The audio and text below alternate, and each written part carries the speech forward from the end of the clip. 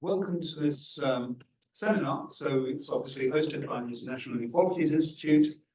I'm Frank Howell, and I'm a professor in the Department of Economics, and I'm also co-leader of a Perceptions of Inequality research program in the III. And I am really pleased to be sharing today's seminar. I'm introducing to you Professor Erik Schokkaert. The number of times that Erik has introduced me, so it's a great pleasure to get my revenge on him to introduce him. But I think you'll find it's a very absorbing presentation on freedom counts, cross-country empirical evidence on the ranking of opportunity sets. So Erik's Professor Emeritus of Welfare and Health Economics at KULeuven, and he's done all sorts of wonderful things.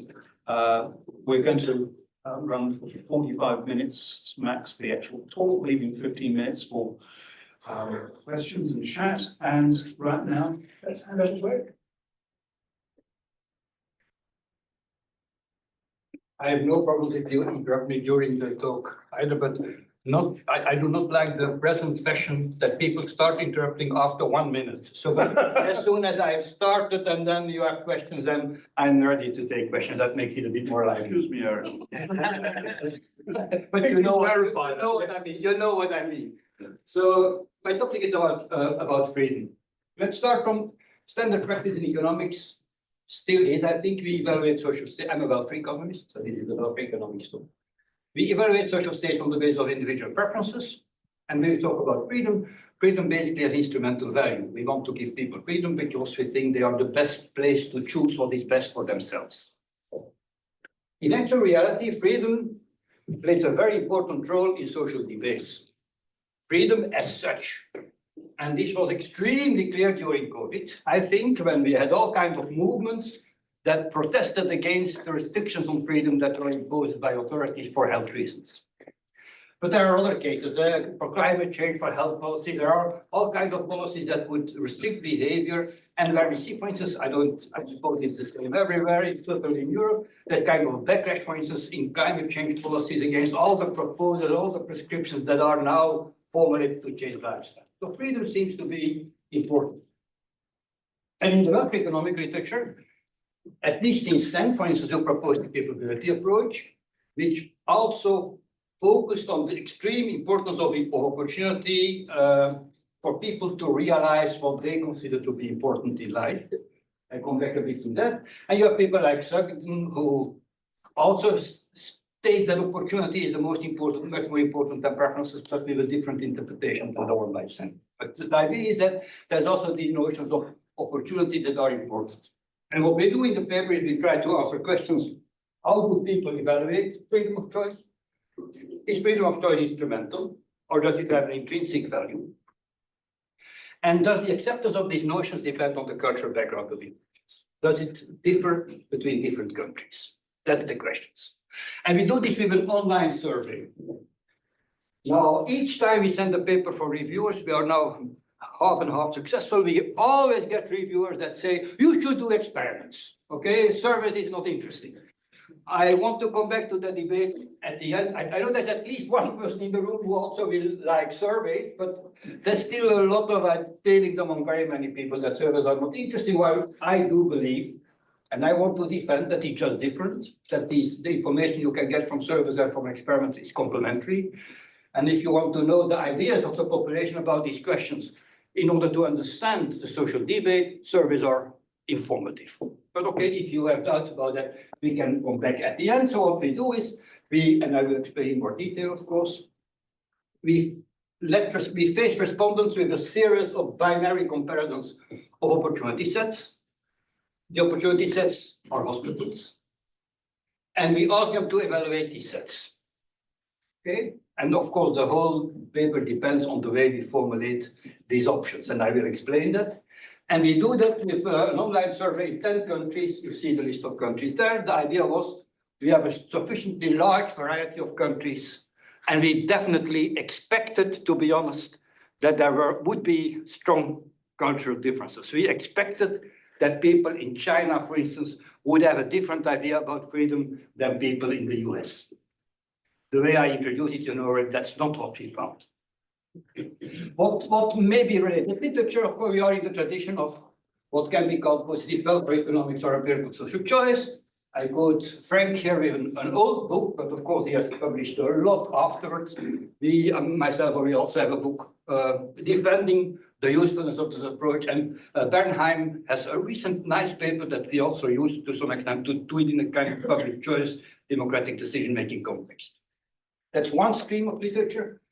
The other stream of literature is a large theoretical literature on how to evaluate opportunity sets, how to do this. Basically, it started a bit with Sen's proposal to use capabilities. You had a paper by Patanelli and Chu, to which I also will briefly refer. And then Sen said, but this all is nonsense. You should do this in a different way. And then there's a large literature that started on that topic without any empirical foundations, to be honest, very theoretical, axiomatic literature. And then there's also some experiments on choice over menus, where the results are a bit not completely in line with what we find.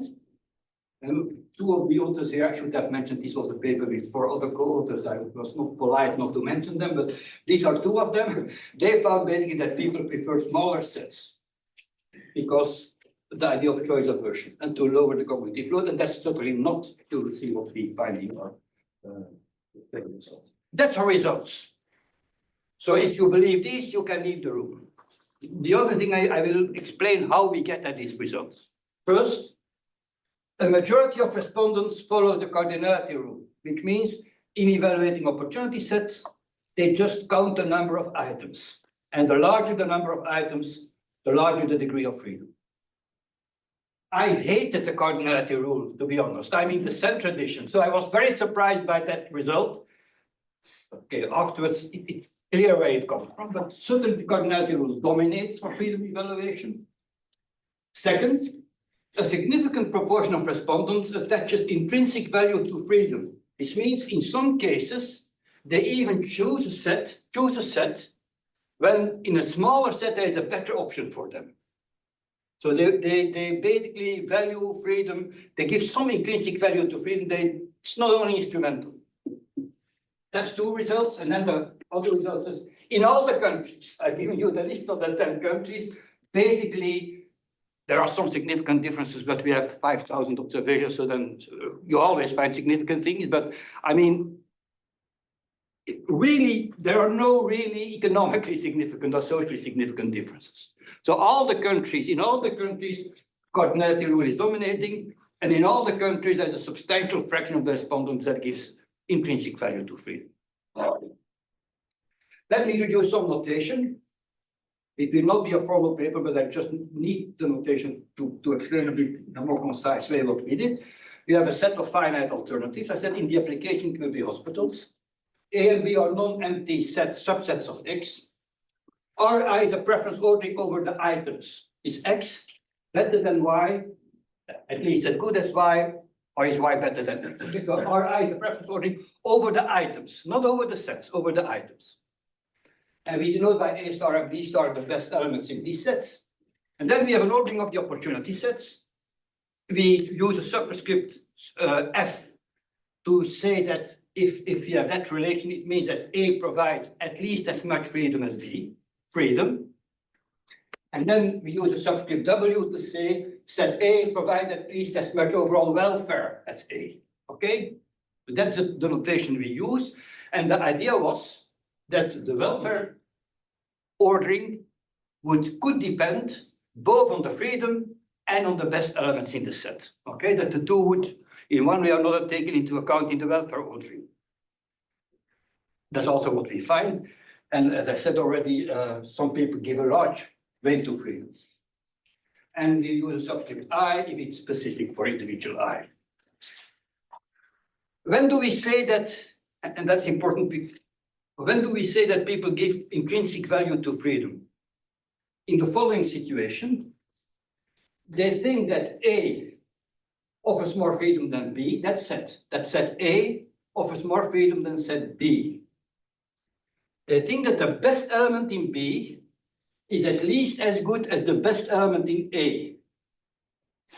And still they have strict welfare preference of A over B, okay? That's what we define intrinsic value of freedom. Here you can have either indifference, and then you would expect, if people do not give any intrinsic value to freedom, you would expect indifference here. Yeah?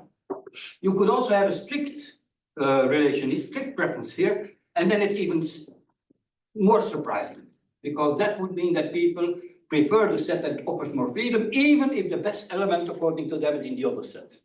And we see that this happens less, but also happens. So the application is for hospitals. I come back to that at the end also. It's not clear that it would also hold in other settings, but the hospital setting, I guess in this room there will be no health economists at all, but the hospital setting is an interesting setting because in many countries, including England, by the way, there has been a tendency to increase the freedom of people to choose hospitals. And that's basically the case in very many other healthcare settings. We cover 23 ranking rules. Don't worry, I'm not going to give an overview of all these 23 ranking rules, but this is basically what is in the literature. And I will explain to you some families that are important and that are interesting. For instance, we also look at whether choice aversion exists, which would mean people prefer smaller sets because they do not want to choose. Small minority. We have kind of trivial rankings that people that say, oh, we are all indifferent between all of them. Yeah. So we also have this kind of weird possibilities, but that's not what I will focus on. If you're interested, you can look at the paper. I will focus on the three main interesting families. The first one is the cardinality approach. That started basically with Pattanaik and Chung. I think that's a very small, short paper that really started the discussion on this evaluation of opportunity sets, I think. They formulate a set of axioms, nice, clean, easy axioms. And then the conclusion is, if you want to satisfy these axioms, then the larger the number of available options, the better the set. The more freedom, I should say. The more freedom is offered by the set. Yeah? You just count the number of options. And this follows from some axioms which I think are nice. This one is obvious, of course. If B is a subset of A, then A should offer more freedom than B. This one is a nice one, and it was one on which, for instance, Sam focused a lot in his debate. Suppose you have two singletons. With a singleton, you have no choice. Then the idea would be there's indifference between these two choices. Since there's no freedom in either of them, we should be indifferent between them. So zero. Yeah. From the point of view of freedom, I immediately reacted on that paper, saying, but this is nonsense. X can be a very, very interesting item, and Y can be a completely uninteresting item. Yeah? So we should look at the quality of the items also. But that's of course because he has a notion of freedom in his mind that captures already a bit of welfare. If you really, and that's what I learned through this paper, by the way, if you really focus on freedom, it makes sense to say, I mean, these two sets are equivalent from the point of freedom. You have no choice. Okay. In any case, in addition, there's a kind of independence axiom. But if you have these three axioms, they show there's only one rule, cardinality. And this was striking because very many people thought this is okay, just counting. I mean, that's so primitive and so trivial. That cannot be a measure of freedom for serious economists. The second family is what we call the indirect utility approach. And that's basically, we base the ranking of the sets on actual preferences. Okay, if the best element, A star in the set A, is at least as good as the best element in set B, B star, then A should have at least as much freedom as B. Okay, that's what you could call the preference interpretation. The set that offers the best elements, that contains the best elements, offers most freedom. Or welfare, because the literature is very ambiguous about that, I think, yeah? Did Sen and Arrow use the word freedom for those preferences? Yeah, it's ambiguous, as I said already. It's because if you're not, you're separating freedom from welfare, but my recollection is that they were conflating. They use sometimes welfare. I think the discussion between Pattanaik, Chu, and Sen in that very first research at KULeuven, in fact, not a very famous journal, focused a bit on that. I think there is confusion about that, but that's because Sen, of course, interprets his capabilities and his opportunity sets in terms of what can people do with it. And the cardinality approach basically starts from exercising freedom means, okay, you choose. And that's, I think, just two different notions. And I think it is a bit, I find the literature now confusing.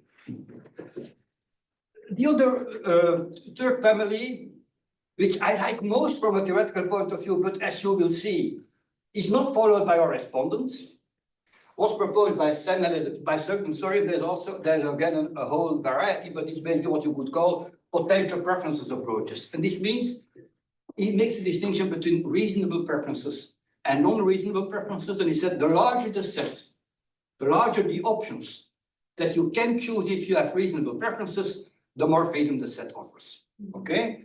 So XZ, that set, offers more freedom than singleton X, but that's just an if Z is better than X for at least one Ri in the set of reasonable preferences. A reasonable can be defined on the basis of preferences one has over his lifetime or preferences in society or whatever. But okay, to give you an example, for instance, if X would be an orange and Z is an apple, it's reasonable to say that you sometimes could prefer an apple and sometimes could prefer an orange.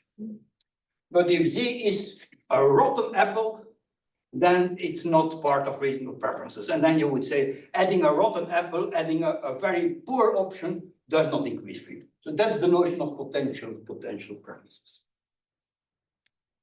So what I will focus on are these three families. In the paper, we give the results for the 23 rules. Most of them can be classified in one of these families. You can form them in weak ways or strong ways. You can refine cardinality by introducing a diversity notion, saying, okay, we only count options if they are sufficiently different from each other. If they're almost equal, we neglect them. There's a lot of different possibilities there. Can I ask something now?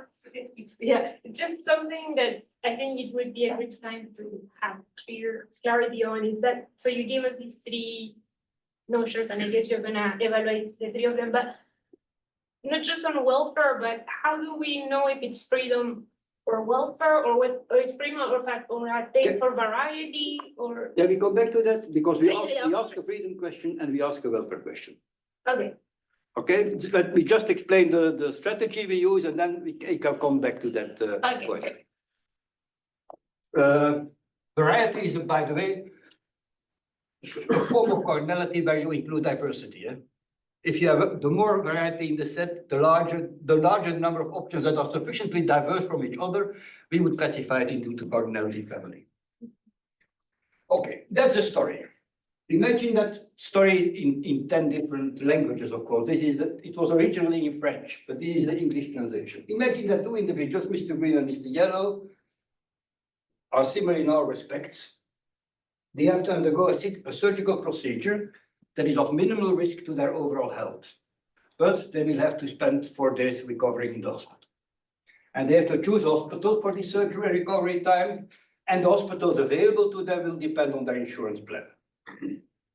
The hospitals are completely equivalent in terms of surgery quality, doctor skills, and so their overall health will be the same, but the hospitals differ in terms of staff quality, not the doctors, and comfort quality. And a trustworthy non-government agency that rates hospitals provide information about the staff quality and the comfort quality on a scale from 1 to 100. So each dimension is rated on that. In that example, we give that example. In this hospital, that hospital A provides better quality of staff, but a lower level of comfort. Okay, that's the story. And then we ask, more or less, I don't know, a sufficient answer to your question, but at least you can see what we did. So Mr. Green has the following options available. That's just one example. Mr. Yellow has that option. Which individual do you think has more freedom of choice? The one who has this set or the one who has that set? Which hospitals do you think is the best for the treatment or recovery time?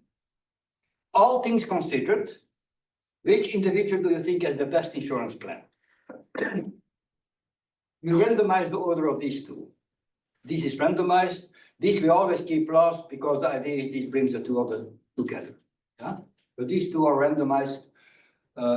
We do not randomize item by item, but we randomize over the individuals. Otherwise, it becomes a bit too difficult. The cognitive load will really increase. And we have 15 comparisons of sets. They are presented also in a random order. So I will choose what I will choose is a very structured overview of the set, but they are randomized in the survey. They are chosen such that we can basically distinguish the different rules on the basis of the answers of the subjects. Sometimes we formulate a kind of stress test, making it more and more difficult to follow a given rule. I will show you some examples. We have an inbuilt attention tests, as should be done in this kind of work. And we focus on rather small sets, with 3 alternatives to make it feasible, so that it remains feasible. That's the sets we offer, okay? That's the choices we give. And here you'll find but of course, that they don't get all this information. They just get the vignette and information about the hospitals. But here, for instance, we have a comparison of 3 singletons. If you follow the cardinality rule and you look at freedom, you should be indifferent. These are singletons. If you follow indirect utility, this set, this hospital, is dominating that one. So we assume monotonic preferences, so which means that if you follow indirect utility, you should say A's offers most freedom. And the same is in that case true for the range of opportunity.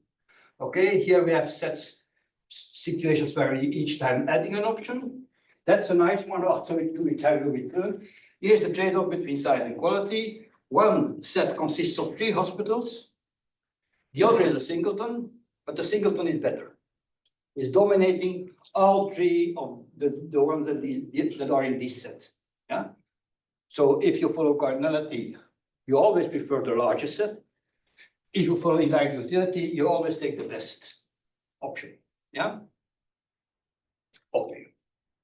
So that's the kind of questions these individuals had to answer. And what are these individuals? 4,900, balanced across the 10 countries. Each country representative in terms of age and gender. A lot of other features that are not the same, but we control for them when we look at inter-country differences. We do, as we should be, translation and back translation of the questionnaire. So we wanted to have countries that are sufficiently varied, and where for 8 of the 10, we had a co-author who could do the translation, or at least who could check the translation. So we had a Portuguese guy, for instance, for Portugal and for Brazil. So we had, that helped a lot. Mean time was 15 minutes. That's quite okay, I think, for the survey. And all the participants in the analysis finished the survey. Attrition was about 900 people that we left out because they didn't finish, they didn't pass the attention test, or they were too fast. If they were too fast, we also dropped them. Okay. This is a first look at the aggregate results, not at individual level, just aggregate. These were the singleton sets. Huh? Remember, this is the freedom question, this is the welfare question. Look at the freedom question. Those who follow cardinality should say these sets offer the same freedom. Yeah, because there's no choice. That's the number of individuals who indeed say they offer the same freedom. Yeah. And it becomes a bit smaller when we progress, because in this case, for instance, you see that this set is really much worse than this one. This hospital, sorry, is much worse than this one. Yeah. Still, that gives an indication of the cardinality rule. 55% of our respondents overall say that the freedom is the same in the 2 singleton sets. That was really against my own intuition, to be honest, because I was too much Sen influenced.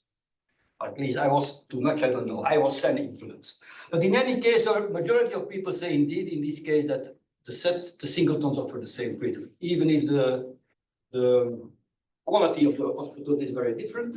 And that's the welfare question, where then, of course, what you see is that set A is here about 50-50, but then where set A is dominating, you see that indeed the largest fraction of the population say that set A offers them more welfare. So you see already that there is kind of conflict between the answers on the welfare question and the freedom question. That's the other series that I just want to show you for illustration, where we had that trade-off between size and quality.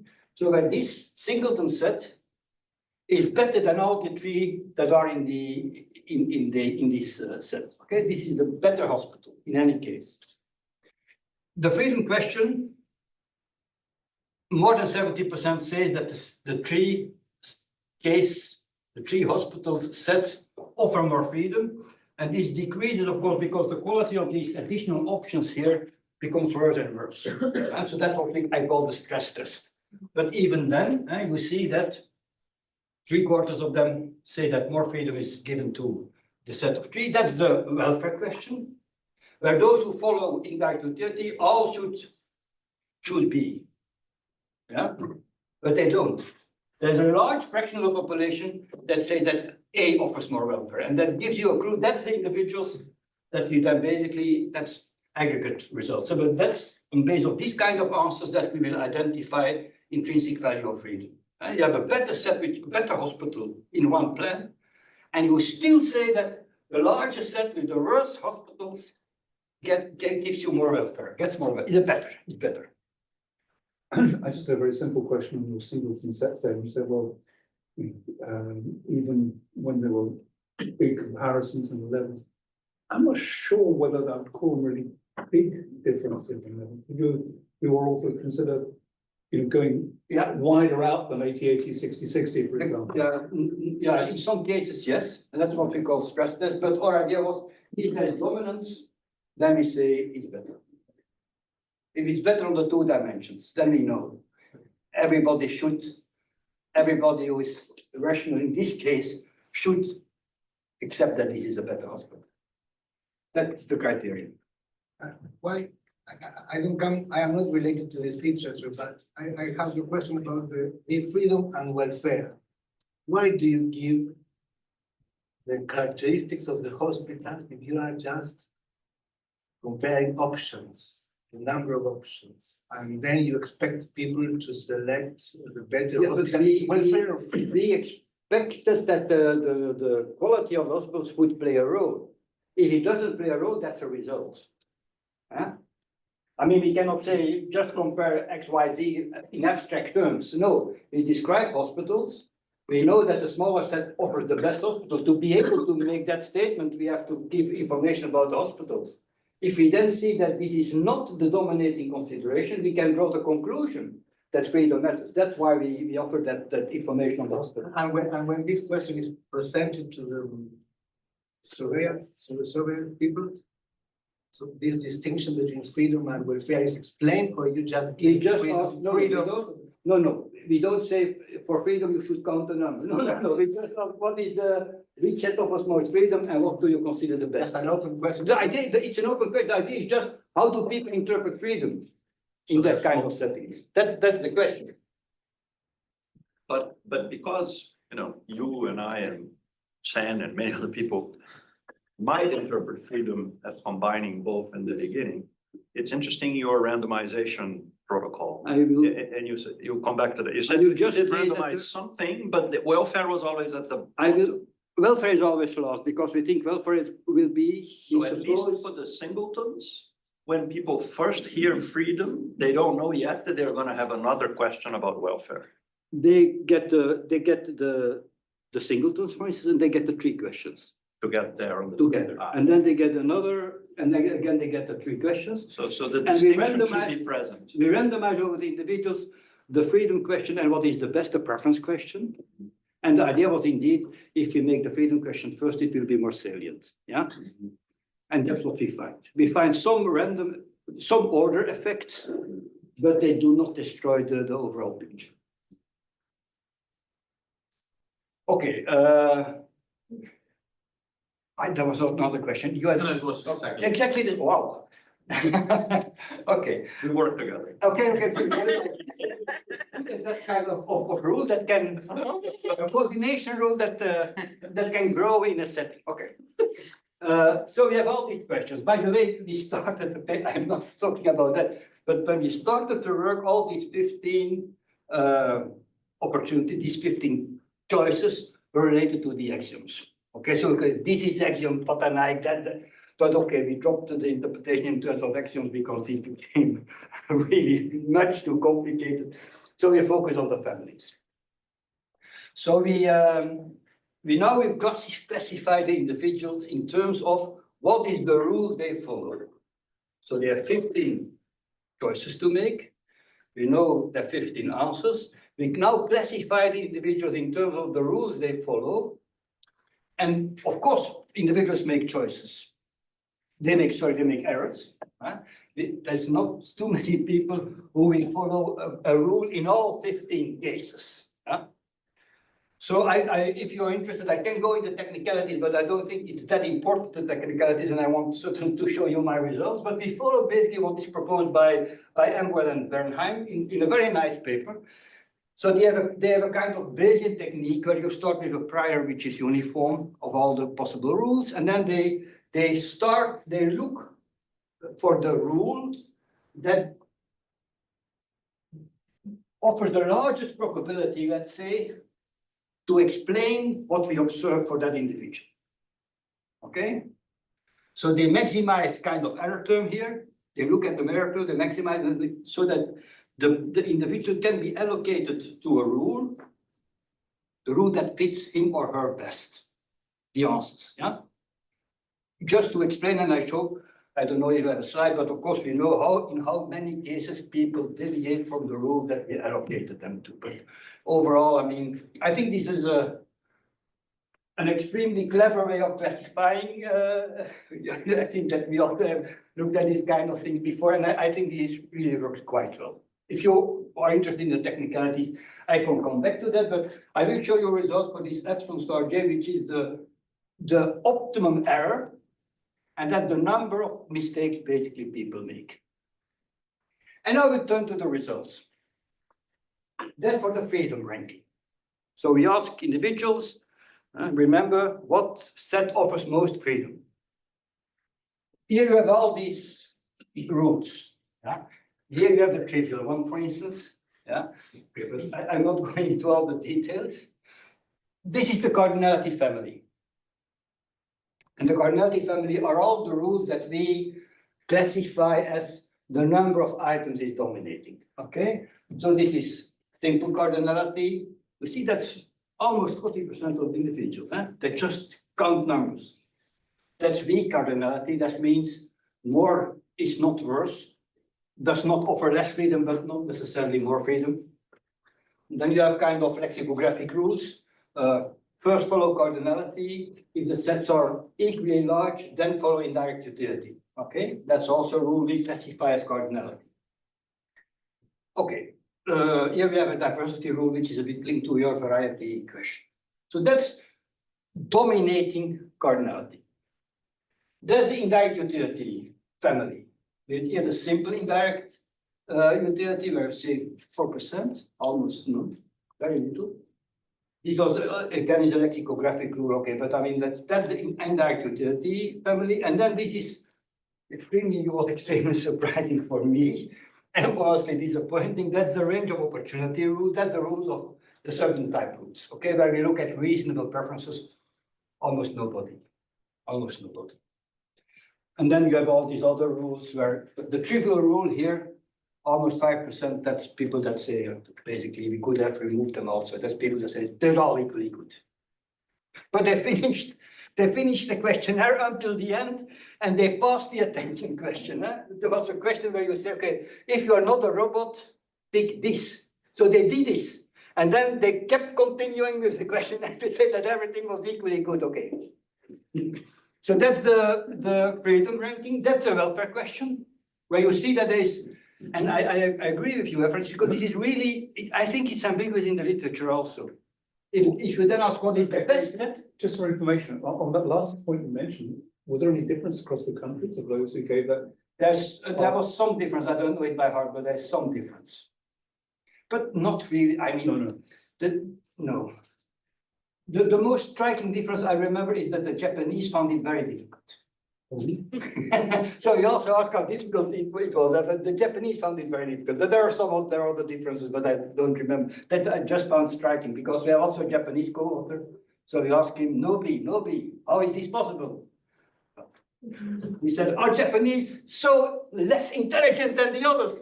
And he said, no, that cannot be true.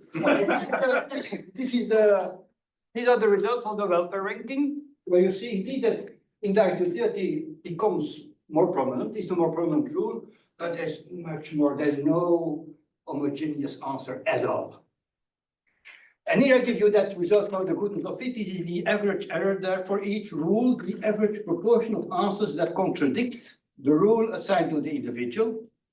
And you see, for instance, for the cardinality family, for the freedom question, it's only 0.15, which means that they follow quite well. The people that we classify as cardinality people follow rather well the rule today. They make not too many errors if you look at the 0.15, the 15 cases. And for the welfare question, you see that overall, these errors are much larger. Because people had, it's a mixture. It's just a mixture. If you think in terms of welfare, I mean, there are different considerations that are fighting with each other, I think, and that's why we get a very unclear picture in this case. By the way, I think I have a slide, but I know now think about it, and I don't have a slide I can mention it. Now, we need a cluster analysis also at the end to see, okay, are these given rules, these 23 given rules, do they exhaust all the possibilities? So we did a cluster analysis, and the answer is yes. There were no rules basically that there were no clusters that we could interpret in any meaningful way that was not one of the 23 rules. And that's the same freedom rankings for all the countries. And you see there are significant differences. The Portuguese are the most cardinal of all. 80% in the cardinality family. The least cardinal are the Chinese, the Japanese, but we really don't know why. If there's any, I know that there are people with a very diverse international background here. If you find good explanations, we didn't. We look at Engelhardt characterization of the cultures and so, but there's no meaningful pattern at all. And in any case, even in the countries that are least in favor of freedom of cardinality, like the Japanese, it's still more than half of the people that are in Japan and China together. This is very interesting. Sorry? Japan and China together. Very interesting. Yeah, that we could try to interpret this in terms of cultural differences, but let's say we didn't dare. You know, Frank, I'm a bit a cautious guy. Perhaps some of my co-authors would try a great story about Asian culture, but no. I don't think that the results are very robust. I think the fair interpretation is cardinality is dominating everywhere. There are some differences, but we cannot really explain them. I should mention again, that's what you see at the bottom. Since the samples were representative for age and gender, but not for all the other characteristics, we estimated multinomial logit to a classification so that we control for all the observable characteristics that are in the survey. So these are the results after controlling for all the observable differences. So that's the first part. The second part is that intrinsic value. I have shown you this slide already, so this is just the same slide as I've shown before, just to remind you, for instance, about this comparison, which I think is the very essential one for this. Where you see that this is the best hospital, it's dominating the others, and still there are more options, more hospitals in these sets. So there's really a conflict here between freedom and indirect utility. Okay, let's now look at these results. I still have 7 minutes, 21 seconds. Well, that's 6 minutes, 21 seconds.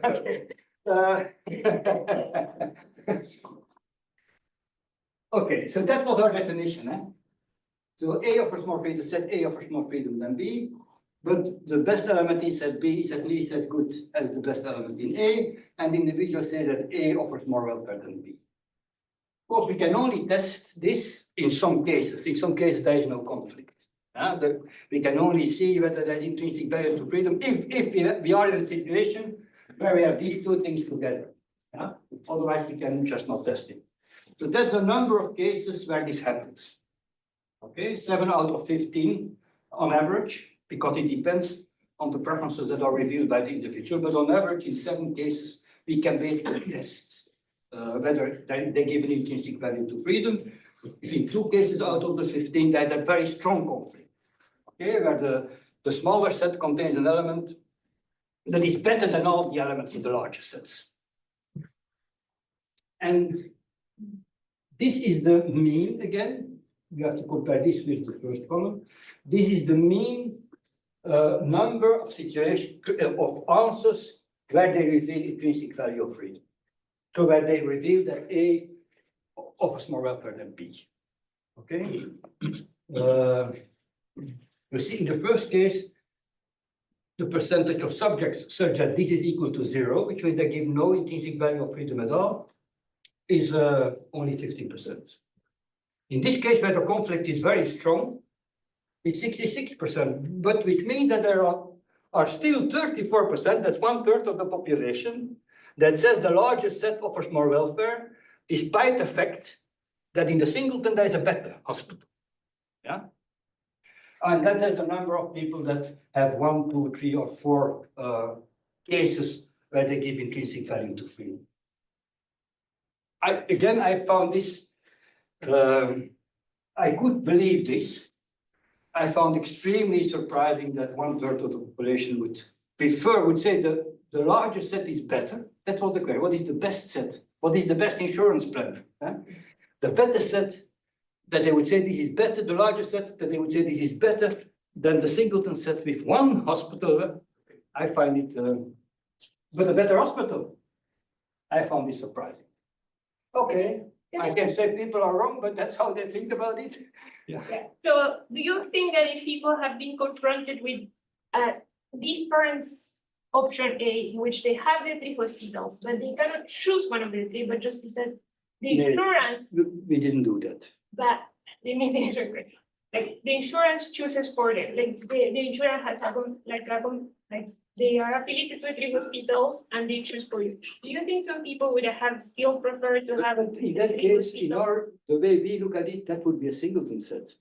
I mean, if the hospital if the insurance company chooses for you, you have no choice. Yeah, exactly. But that's my point is that, I mean, if some people would still prefer to have 3 hospitals that the insurance has affiliations with, even though they don't choose, the reason why they prefer the 3 is not because it gives them freedom of choice, but because they like to have 3 options because of some kind of. That we didn't do that. We didn't do that, but I think it goes a bit against the intuition that we start from or people should start from that. Yeah, that's also how we describe it. You can choose between the 3. It's not the insurer that chooses for you. And in fact, if you look at the real world, that's what's happening, at least in England. I know let's say 15 years ago, there was no choice of hospitals. They have really been reformed in the direction of you can choose between, I think it's now 4 or so. But in any case, there's a situation which is very close, in fact, to what we do. But people have the choice, can choose between the 3 options. That would be another variant that we could test. Okay, that's now I'm looking at Japan and China, Frank, and here again, they are not so different. Okay, this is in all countries. So that's the average number of cases where people show give an intrinsic value to freedom. And again, you see in all the countries, this is pretty large. There are again differences, and there are significant differences, and these are confidence intervals, or there are significant differences. I'm not going to deny that. But I have no good story to explain the differences. And the overall picture is, look, in all these countries, people give some intrinsic value to freedom. So that I think is the fair interpretation. And that's as far as I would like to go. We have really been looking at that. Why is China among the largest? Why is Turkey one of the largest? Oh, that's dictatorships. Okay, we look at the dictatorship, but okay, then you find all kind of counter cases that go in the other direction. So we could not France. That's also has become almost also a dictatorship now in the recent past. Okay, sorry, that was not a fair remark. Yeah. You didn't have like some other tests or anything measuring sort of cognitive ability or you know, No, some we don't attention have cognitive tests, but we ability, don't so have- what we had is, but I don't know it by heart, but we had question, do you think this was a difficult survey? Yes, and I said, or the Japanese found it the most difficult. So there were differences between the countries there too. There are, for instance, also educational differences between the countries, which could be a bit, we hope there's some link with cognitive possibility. I wouldn't do it across the countries, but across the individuals, I'm just wondering, you know, is it a third of the people who prefer freedom sufficiently that they outweigh the best thing, or is it that's a third of the people who can't see that those two numbers are bigger than all the other? We do robustness test for inattention, and so I will, and then that doesn't change the results. This is not a third of the people, by the way, this is the number. No, I was talking about earlier. This is the number of people, the number of cases where they show intrinsic value of freedom. That's a robustness checks, Erik.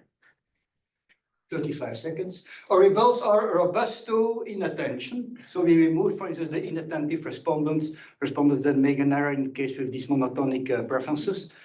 Doesn't change. Even if the inattentive respondents are a bit more likely to endorse indirectly approaches, but overall, not important. Order of questions, no major differences. Even if we start with the freedom question, we make it more salient. More people choose the cardinality rule. We look at response times. So we look at the quartiles of the people think carefully, yes or no. Not really different. Those who are quicker are a bit more likely to exhibit in intrinsic value of freedom, Francisco. That goes in perhaps in your direction. Okay, those who go very quick perhaps make errors, and that we interpret as giving intrinsic value to freedom. But overall, no major differences. And then the cluster analysis I talked already about. And these are the limitations. Specific settings for hospitals. There's a focus on positive freedom. There's nothing on negative freedom in the whole survey, which is certainly also important. Nothing on externalities, for instance. This is really choices of people that have no impact for other people. So that also might really change the results. It's a survey, not an experiment. Still, I think the two main results, cardinality dominating and intrinsic value for freedom, let's say, offer food for thought. At least for me, among the 5 authors, I was the only one who said from the very beginning, this is impossible. So I had to be convinced by the results. I was not convinced at all. I had different a priori convictions, to be honest. Okay. Okay, well, thank you very much.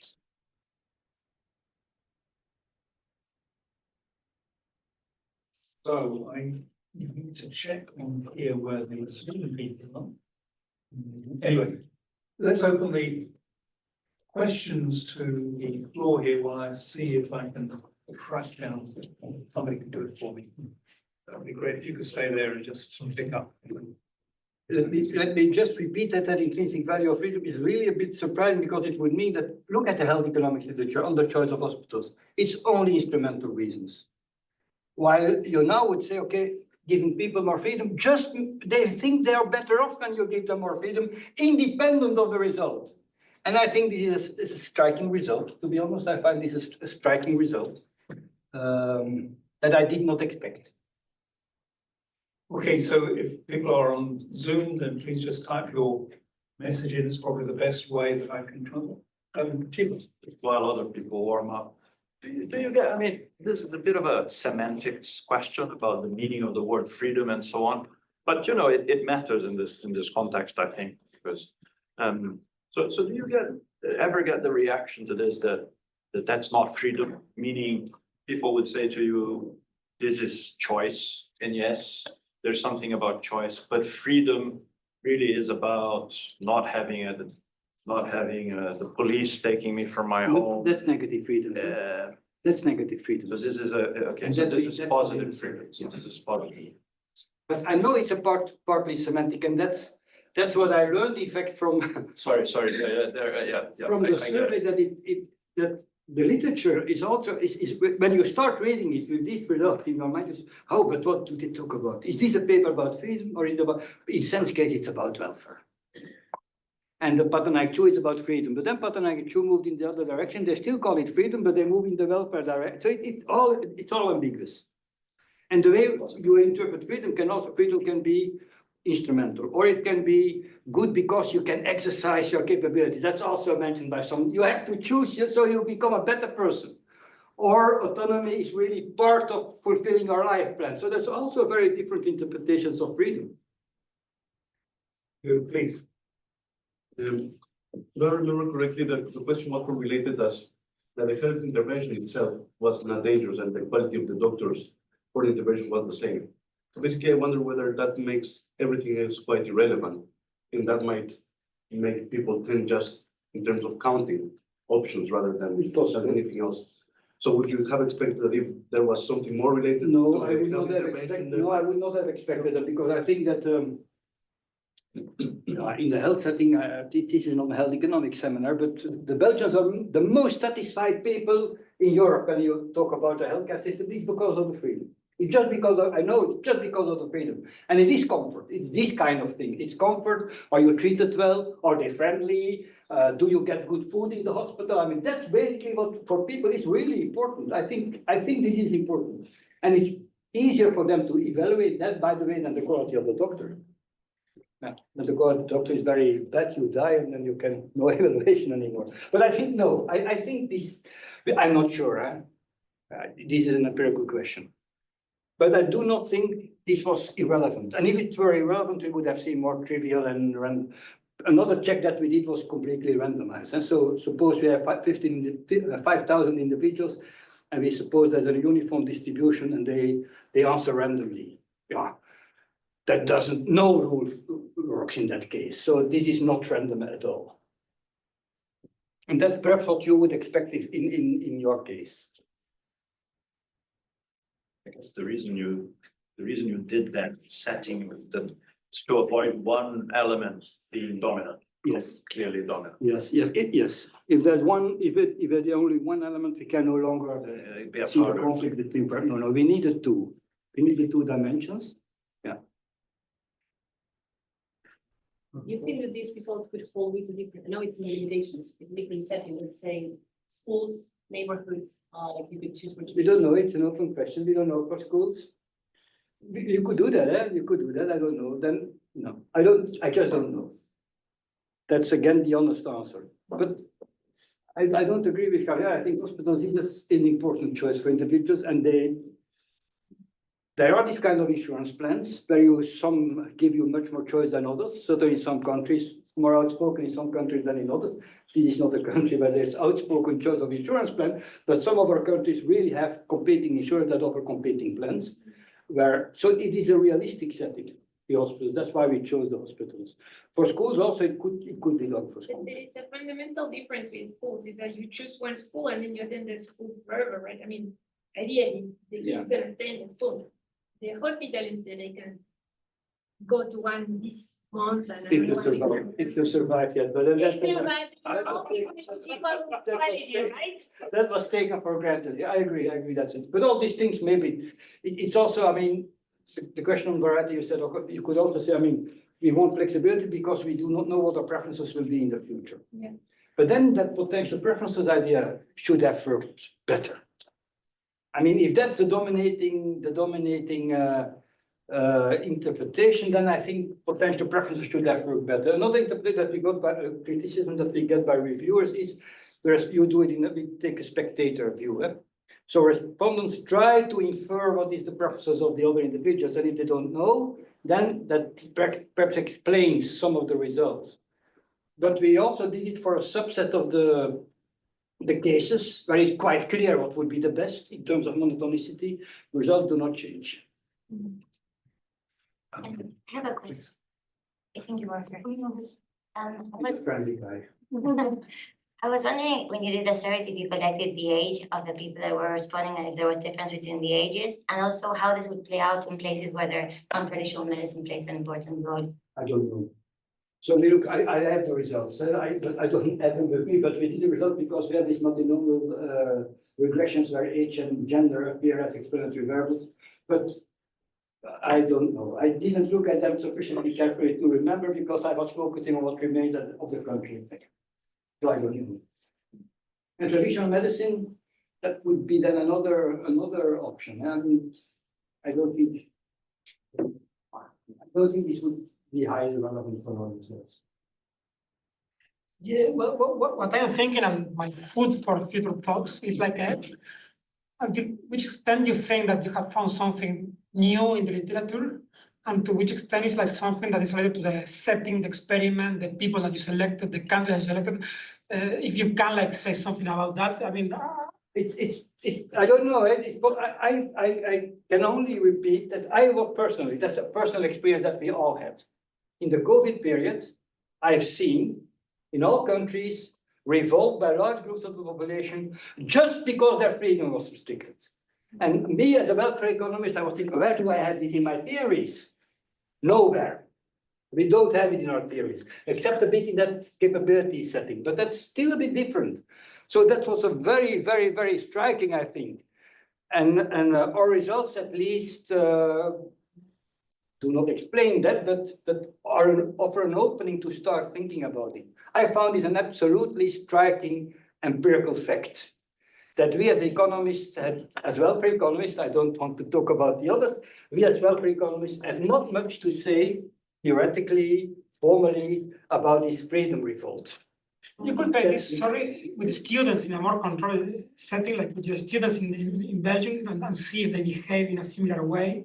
That could be, and you could do in an experiment also. This was not an experiment, but okay, then let's open the discussion about what is more important. Look at students in an experimental setting, which is very, very strict, where the external validity is not always very clear, that we formulate it cautiously, or this, where you have large representative sets of the population, where we know that we cannot predict behavior. We do not, at least, really do not have the arrogance that we can predict behavior, but we get an idea about what is living in the population. And I think that the two are, as I said, they are really complementary. Yeah.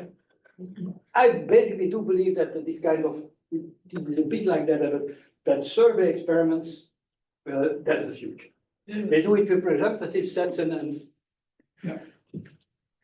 So coming to the question of connecting this to the freedom revolt in the pandemic, when you were designing the survey, you asked people about freedom of choice with regarding to the options. Did you have a kind of internal debate in the team about whether to just ask about freedom? Because I just, some of the surprisingness of the strength of the cardinality rule would seem to me to be really prompting people to quite a narrow version of the freedom concept, which is very different. Why they did not have to choose that, eh? They could have followed the other rules, but they didn't do that. No, we wanted to think about freedom in a service setting. We say, where is that theoretical literature? We knew that there was theoretical literature on evaluation of opportunity sets, the kind of starting with pattern IQ and all this. Okay, this must be relevant. So that was the starting point. Not negative freedoms also, no. The starting point was evaluation opportunity sets. That idea of intrinsic value of freedom appeared a bit during the work, because then we saw it. We basically wanted first to test the axioms. That's when we started. We have all these axioms, now we are going to test the axioms. But then, yeah, okay, that was not a very attractive story for most people. Welfare economics is a field in decline, so we thought this was more interesting. I think we have time for one more question. Chico, Bastian. No, I think it's really interesting and important. It's a little bit like the ultimatum games and things like that, in the sense that this prediction from standard rationality and self-regarding preference is violated because there's a value for something else. In that case, fairness, in this case, choice, and so on. But following on Michael's and somebody else's question about the pandemic thing, when you motivated of the pandemic thing, to me, that was about negative freedom. I agree. You say this is not negative freedom. So I don't know if that's a great motivational. It was a motivation for us, but then perhaps we took the wrong direction. Because what you're doing really is positive freedom. Yeah, it is positive. It is evaluation opportunity sets. I agree.